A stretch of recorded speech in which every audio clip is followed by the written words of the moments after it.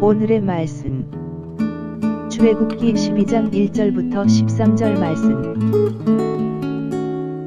하나님 아버지, 토요일 주말 이 아침도 주님의 의를 흠모함으로 주 앞에 나갑니다.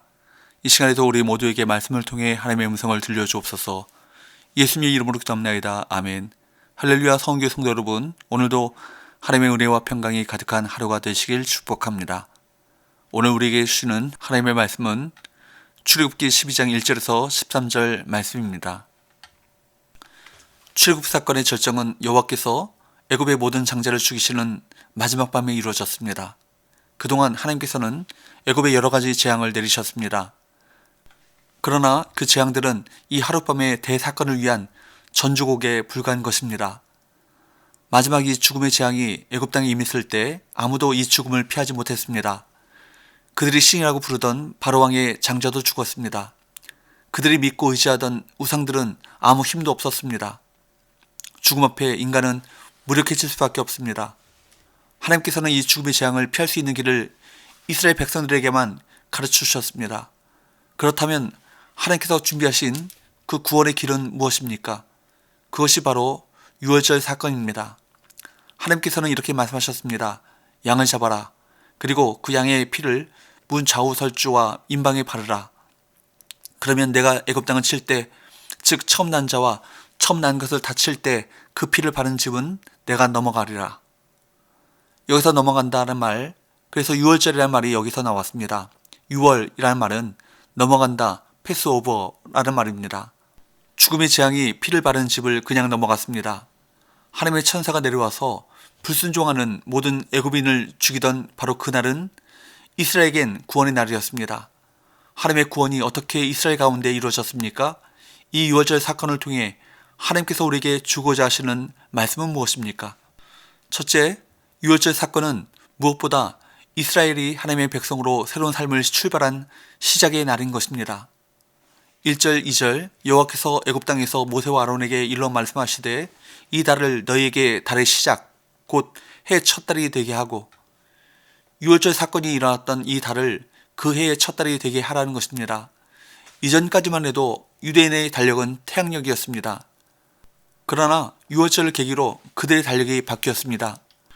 유월절, 그때 예수님께서 유월절 어린 양으로 십자가에 죽으시고 부활하셨으니까 우리로 치자면 고난주간과 부활절 그 사이 3, 4월 기간입니다.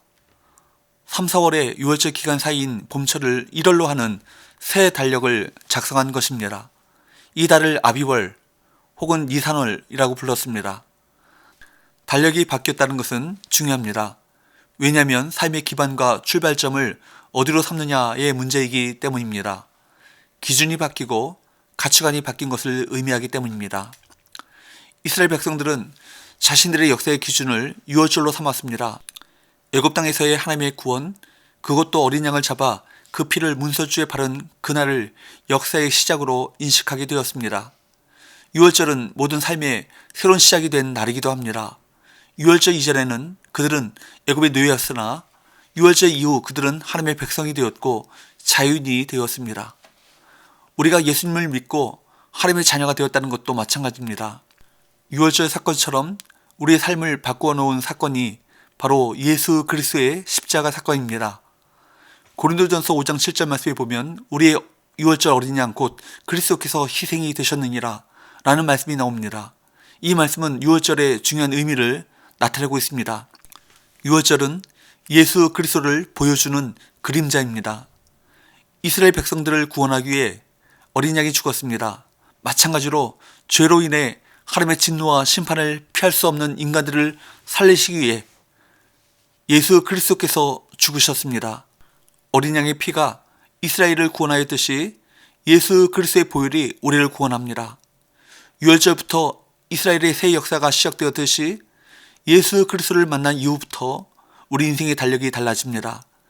구원의 사건을 역사의 시작으로 보는 것은 그리스도인의 시각이기도 합니다. 우리 그리스도인들은 예수님을 구원자로 만나 구원받은 순간을 인생의 시작으로 삼습니다. 왜냐하면 예수님을 만난 이후 새 생명을 얻었기 때문입니다. 그렇기 때문에 고린도후서 5장 17절에서는 이렇게 말씀합니다. 그런즉 누구든지 그리스도 안에 있으면 새로운 피조물이라. 이전 것은 지나갔으니 보라 새 것이 되었도다. 그렇습니다. 모든 논의의 시작은 예수 그리스도의 십자가에서 출발해야 합니다. 둘째, 유월절 사건의 핵심은 어린 양의 피를 문설주에 뿌리는 것입니다. 본문 3절부터 유월절을 어떻게 지킬 것인가에 대해 자세한 설명이 나옵니다.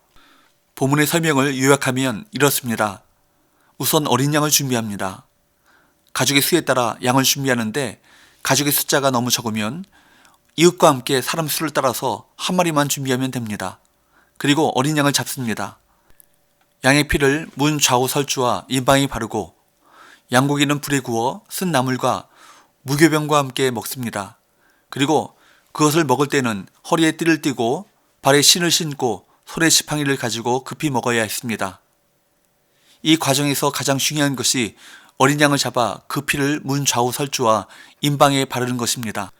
7절 그 피를 양을 먹을 집 좌우 문설주와 임방에 바르고 그렇게 하면 어떤 형태가 나올까요? 십자가 형태입니다. 이 사실이 중요한 것은 아닙니다마는 참 의미심장합니다. 13절 내가 애굽 땅을 칠 때 그 피가 너희가 사는 집에 있어서 너희를 위하여 표적이 될시라. 내가 피를 볼 때 너희를 넘어가리니 재앙이 너희에게 내려 멸하지 아니하리라.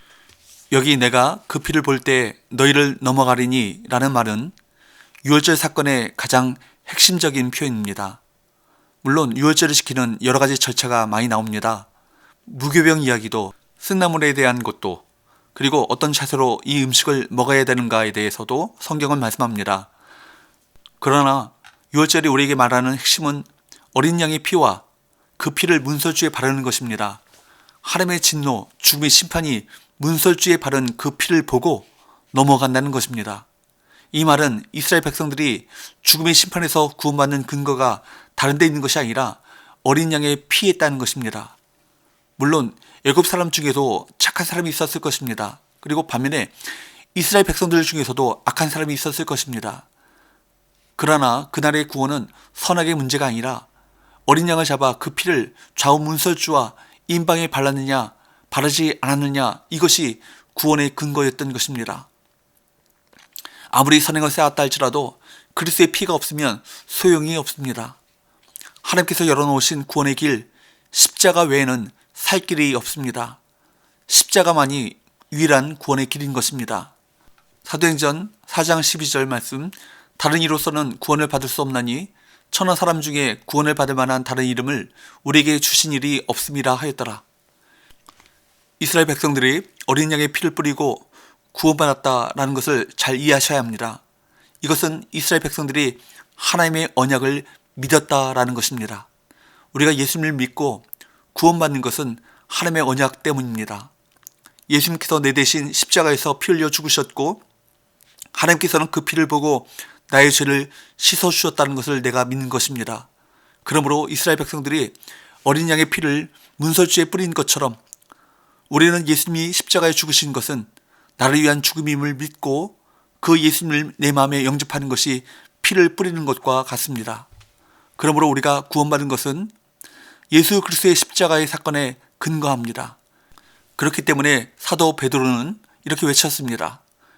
베드로전서 1장 18절에서 19절 너희가 알거니와 너희 조상이 물려준 헛된 행실에서 대속함을 받은 것은 은이나 금같이 없어질 것으로 된 것이 아니요 오직 흠없고 점없는 어린 양 같은 그리스도의 보배로운 피로 된 것이니라. 그렇습니다. 십자가 없는 기독교는 윤리에 불과합니다. 십자가 없는 기도는 무당들의 기도와 다를 바 없습니다. 십자가 없는 기독교는 세상을 살릴 수 없습니다. 영국의 유명한 스펄전 목사님은 이렇게 외쳤습니다. 여러분, 나의 강단에는 피가 있습니다. 나의 예배당에는 보혈이 있습니다. 기도합시다. 하나님 아버지, 예수 그리스도의 십자가의 보혈로 우리를 정결케 하여 주옵소서. 새롭게 하여 주옵소서. 보혈의 능력으로 옷 입혀 주옵소서. 그리하여 날마다 보혈의 능력으로 세상을 승리하며 살아갈 수 있도록 우리 이끌어 주옵소서. 예수의 이름으로 기도합니다. 아멘.